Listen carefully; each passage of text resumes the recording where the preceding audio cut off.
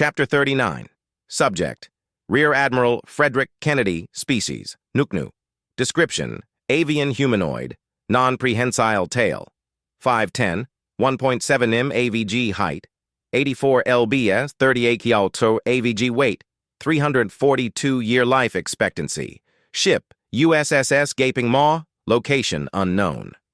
Damage report, I said. Don't have the full yet. From what we've noticed so far, we took a couple of knocks to the armor, but all the important stuff is fully functional. Shields are recharging now, sir, Captain Blavro reported. We were fortunate that... The captain trailed off and absent-mindedly nibbled on the back of his claws, a habitual cleaning ritual that Alumari do when they're stressed. The thought he bare to finish is that we were fortunate that the carnage took the hits for us, and then its wreckage was able to provide us cover. If it weren't for that, we would have been destroyed. Sir, Fleet Leader Oyan is ordering 30 minutes for R&R, Smith said. Kind of an odd time. He means reinforce and replacement, Omega clarified. Understood, I said. Omega, take over the stations. Everyone else grab a drink, hit the head, and be back here in 20 minutes. Aye, sir, Omega said. I watched as the crew vacated the bridge, and once the last of them left, I leaned back in my chair and exhaled fully for the first time in what felt like eternity. Once I let my guard down, the shakes took over. We had almost died. The other two dreadnoughts were destroyed. It was only by sheer luck that we hadn't been. If we had been on the other side of the carnage, or if we hadn't been able to protect ourselves with its corpse. Fuck, I whispered, rubbing my beak to soothe myself. You should take some time as well, Omega said.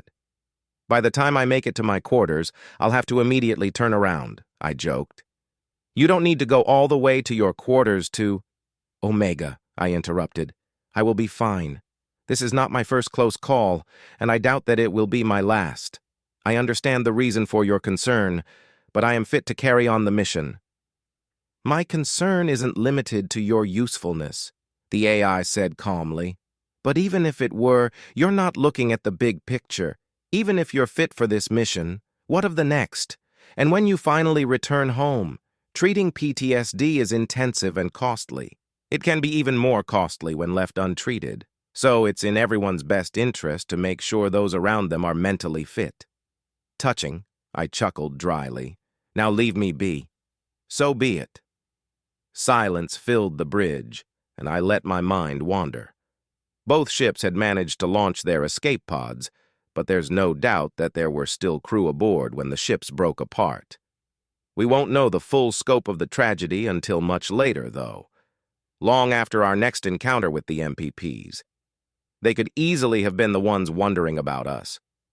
I'd almost lost my ship, my crew, and my life. The universe, through machinations unknowable, had seen fit to spare us and take them instead. Why, though? Surely there were people more deserving of life who died aboard the carnage and the tip of the tip. Does it really just come down to luck? My ruminations only seemed to last for a few moments before my crew started trickling back into the bridge. I adjusted myself and put on an air of stoicism for them, but none of them were looking at me. They all appeared to be wrapped up in their own contemplations. Except for Commander Stevens, who approached me with a mug in hand. Here, sir, he said, offering me the mug. Probably good to have some coffee while we have the chance. I appreciate the sentiment, Commander, I smiled. However, Nuknu are allergic to caffeine. Which is why I brought you some decaf, sir. Now you're talking, I said as I greedily grabbed the mug from him. Thanks, Stevens. No problem, sir.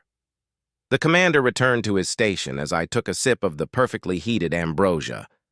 I am told that decaffeinated coffee isn't as good as regular coffee, but it's still amazing.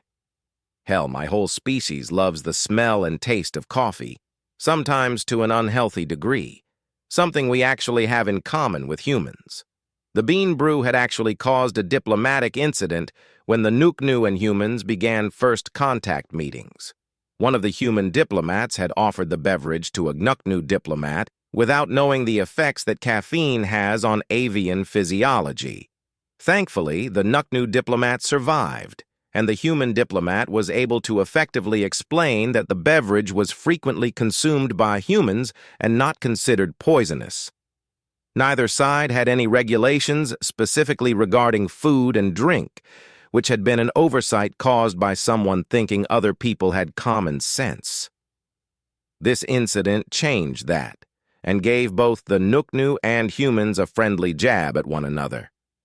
Imagine being dumb enough to feed aliens a toxin at first contact, and imagine being weak enough that caffeine can kill you. Ironically, this awkward and nearly fatal incident deepened the relations between our peoples. "Sir, the damage to our armor has been repaired, and some, lights have been replaced as well," Blavro said. "Lights?" I asked. "Yes, sir. Apparently there was some arcing from the Ultramac that went in an unexpected direction due to an attractant rod getting knocked loose. The rod's been replaced too." "Are we green?" "Yes, sir." "Good. Did we suffer any casualties?" "Only one, sir. Ensign Barula from engineering suffered a minor concussion. He was under a console when we took a hard hit and got a good smack. He's expected to make a full recovery in 5 minutes. I chuckled. Concussed engineers were honestly the best one could hope for in such circumstances. Skull knocks, shocks, and broken fingers are par for the course among the field. It's a damn good thing for them that we have great health care. "Very good, Captain. Get us in formation and charge the FTLD." Captain Blavro began maneuvering into position as I leaned back in my chair, continuing to enjoy my coffee. It's amazing what a cup of the good stuff can do for one's spirits. The USSS Carnage and the USSS Tip of the Tip are being replaced by the USSS Clenched Gauntlet and the USSS... Blavro stopped for a moment and chuckled. "The USSS Hole Puncher. Even I get that one." Commander Stevens let out an exaggerated sigh, which made Blavro laugh.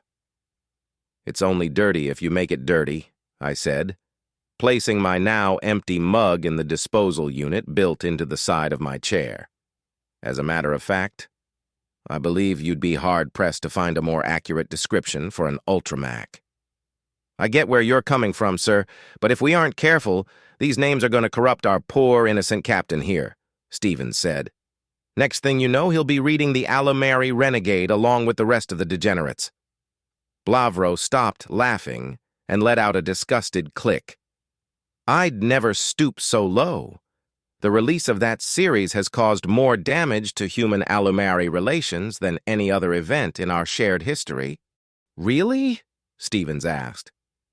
"Yes.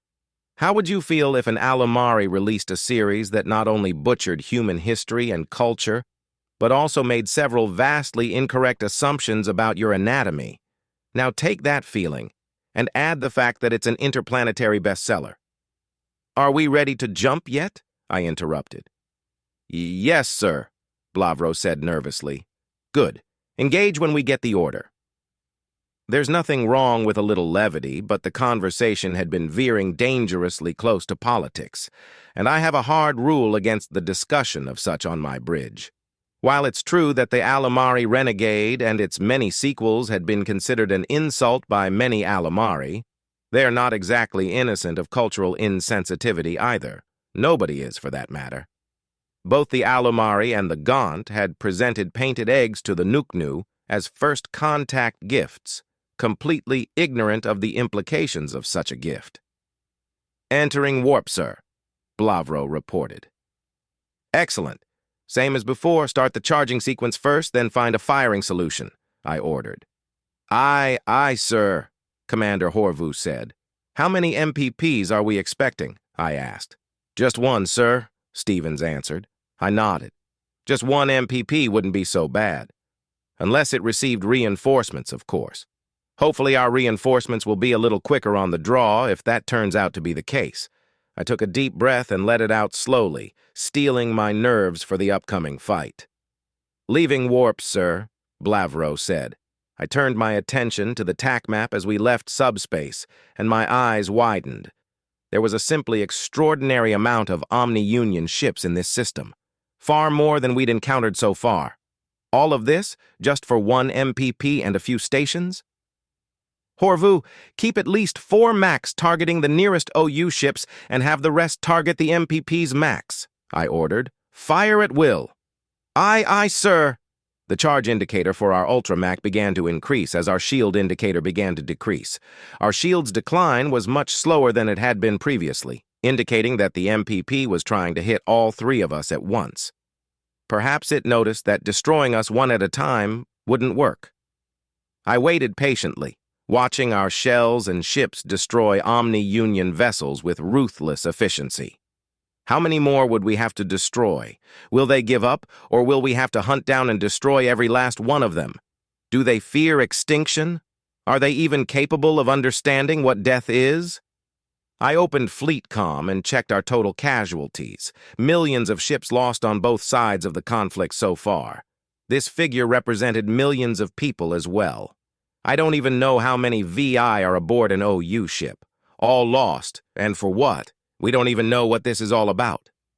The MPP has stopped firing, sir, Blavro reported. Good job, Omega, I said with a laugh. Sir, I'm locked out of my console, Horvu said with panic tainting his normally stoic voice. Holy shit, Stevens exclaimed. Everyone has stopped firing, even the OU. Omega? What the hell is going on? I demanded. Sit tight, Admiral. Omega's voice sounded over the intercom. Things just got interesting. Interesting? Interesting how? I shouted. The MPP that we've just run into is designated Mobile Prime Platform 1, the AI explained, and I am currently negotiating a ceasefire.